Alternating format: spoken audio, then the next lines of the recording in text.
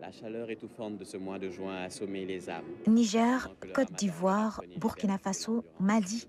Lorsqu'il regarde autour de lui, Khalil Diallo se rend compte qu'au Sahel, le terrorisme n'est plus qu'une simple menace, mais une réalité. Une bien triste réalité qui a été le moteur de son premier roman, À l'orée du trépas. Je me suis retrouvé dans une situation de terreur dans laquelle je m'empêchais d'aller à la terrasse de certains restos, d'aller au cinéma. C'est dans cette situation particulière que j'ai commencé l'écriture de ce texte. Parce qu'il me fallait comprendre comment et surtout pourquoi un jeune d'Afrique subsaharienne pouvait se permettre de rejoindre l'État islamique. Parce que c'est arrivé. Terrorisme, émigration, chômage, amour, conditions humaines.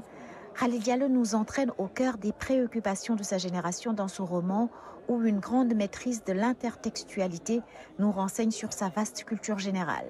Les spécialistes sont sous le charme. Quand on le lit, on lit en même temps d'autres auteurs, d'autres livres.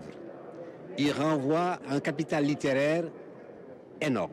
Mais il y a peut-être une cinquantaine ou plus d'œuvres littéraires qui sont nommées, mais dans des phrases telles qu'on penserait que c'est la phrase normale, mais elle est sous-tendue, elle est soutenue par le titre d'un livre puissant. L'étranger en ce pays était arrivé par-delà les dunes indolentes et engourdies du vieux Sahara.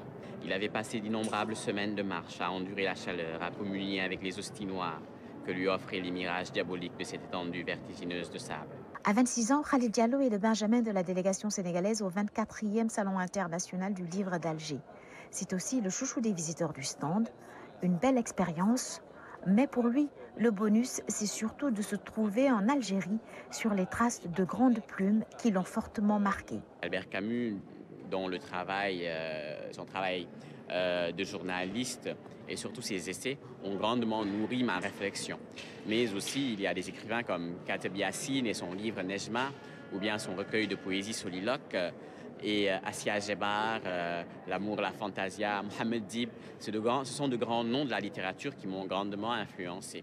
Et aujourd'hui, c'est un honneur de me trouver sur la terre qui les a inspirés. Et ce qui me permettra, j'espère aussi, ce qui permettra de nourrir mon écriture. En attendant son prochain roman, Khalil Diallo continue de séduire les professionnels avec À l'ombre du trépas.